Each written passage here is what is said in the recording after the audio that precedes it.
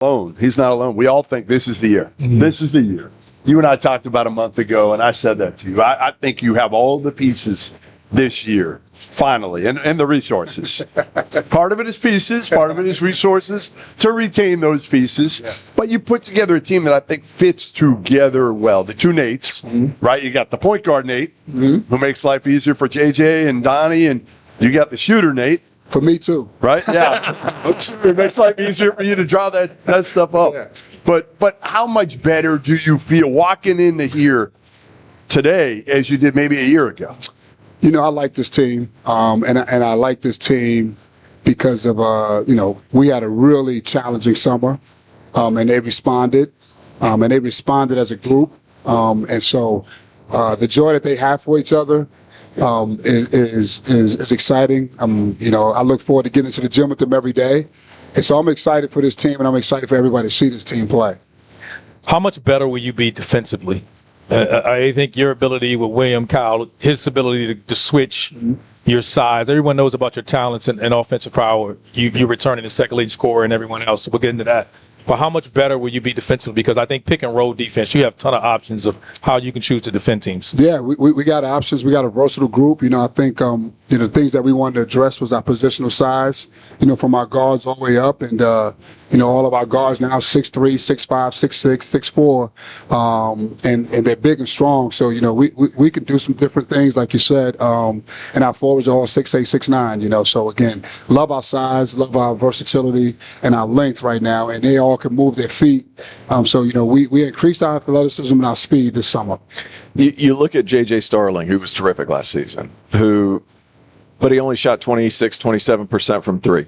What impact is a guy like Nate George going to bring to him, making his life a little bit easier? I mean, he's pretty special as far as his floor vision is concerned. I think it takes, having someone, another running mate, someone that can get him the ball. Sure. And he doesn't have to initiate everything. Last year he did everything for us, and I think this year he gets a chance to, play with the ball in his hand and then be able to move off the ball and be able to have a little bit more space to operate with the pieces around. So I think overall, him scoring, I think you're going to start to see a little bit more of his playmaking abilities, and I think that's gotten overlooked. But he had to do that for us last year. Yeah. So I think you'll see more his overall game this year. I'm going to ask one more, just because we're talking about Nate George, but there's a lot of mouths to feed on this team. Like, a lot of guys that like to score. Kyan comes in, he likes to score. Sadiq, he needs to touch it every now and then. Donnie and JJ, obviously. How has it been for Nathan coming from Georgia Tech and kind of feeling out that process with all these guys? Because that's a lot of guys that like buckets. Yeah. I think probably by the third week, we were talking. He was like, "Man, coach, I got a lot of options." He said, I said, "That's good, man. That's what you need as a point guard, man." So again, he does a really good job of getting guys the ball when they need them. He's kind of taken back, because he can score the ball, so I think he's excited about that. But, I told him, we still going to need him to take over the games and score as well. So, again, he's excited about that. But this group, I think they all understood, when we got this team together, that everybody was going to have to make a sacrifice, Yes. So I think it's been a good mixture. It's been a good mixture.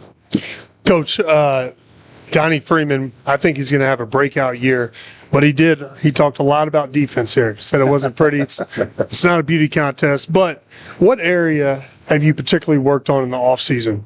We worked a lot on that end of the floor. With our size, really trying to maximize our length. So we a lot of conceptual stuff of how you can maximize, our body, our length, and still kind of be able to, guard people. So again, we challenged them. We did a lot of stuff defensively as a group and individuals. It was most that I've ever done as a coach. Working on that stuff in the summertime. Coach, I talked to you this year. You talked about that alpha, right? The team finding that alpha and accepting the roles. Do you feel like that this year it started early, not necessarily mid-season, like when JJ started rolling? Does your team kind of have their roles set out in the sense of who's going to be the guy, or are you still figuring that out? No, I think, organically, I think, we have, I would say we have more of like a three-headed monster. Yep. And we have some great, we have some great guys that are good for the locker room as well. But I think, obviously you talk about Nate George and JJ, those two right there, stick out in particular. Those two guys have really taken on a lot of the leadership responsibilities and the voice, like the voice in the gym, the voice in the locker room, the voice outside of the locker room. I'm excited for that. But those two guys have organically kind of taken that. Because I think that's what you was missing last year. Mid-season, you guys still trying to figure out who's, so that'll be good. Yeah, that always helps. You need to have someone, being able, to echo and be able to kind of hold people accountable. Randolph, that's the job, right? Every team has that guy, right? Sometimes it may be not the point guard, but it may be someone, but you got to have someone to be able to, lead the group, so to speak, and have that voice. So one of the things being a head coach is you got to deal with parents. Sometimes they're a pain in the ass, right? So tell me, how's Carmelo been so far? Melo's great. Melo's great. He lets me, we don't even discuss anything except with the program. I think the games haven't started yet. No, he's good. He's good. He's good. I love watching Melo in the AAU games. He's the best. His nickname Melo, man. He chills. He's the best. He's a riot. I mean, he gets so into it. Yeah, he's into it. No, he's into it. Again, he's been great. That was, us recruiting Cayenne, obviously everybody, but Melo has done a really great job with Cayenne and letting Cayenne be Cayenne. So describe for people that haven't seen Cayenne yet, what type of player he is and what type of role you expect from him this year. I think, Cayenne, he's a gifted basketball player that could score the basketball. We would expect that, right? But he does a little bit more. He can pass. We've put the ball in his hand in the summertime to help his development, to be able to, I think all good scorers have a good feel for the game, and he does. He has great vision. He can pass. And we were very surprised with that, and I think that's helped him. But he's a guy that that can really, he can score, he can shoot it, he can get to the rim, he's crafty. He's a guy, he puts you in the mind of a guy I had my first year in Judah Mintz, is that, he's a guy that's crafty, that can, he can slither, he can get people up in the air. He has a very mature game. So again, I'm excited for him.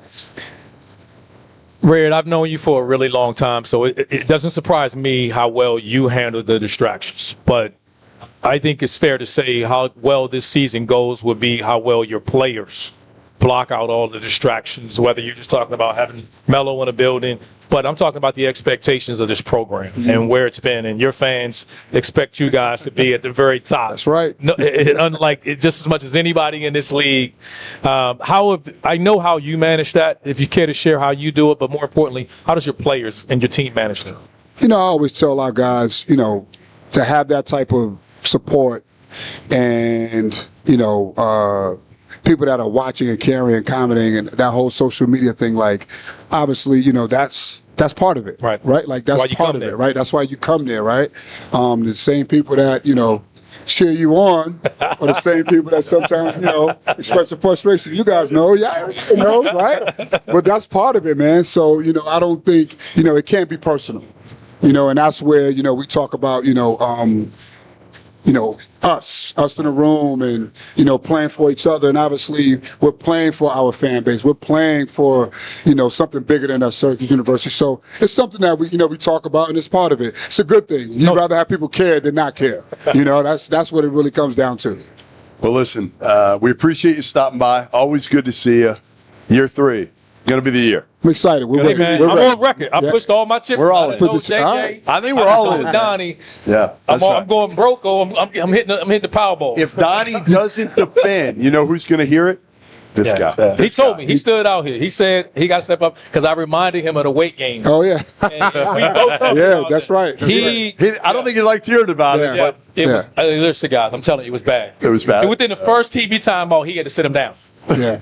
He's grown. He's grown. He's ready now. Yeah, he's ready. He sounds like it. You guys are smart, so good question. I like that. Red Autry, Syracuse head coach, going into year 3. We'll come back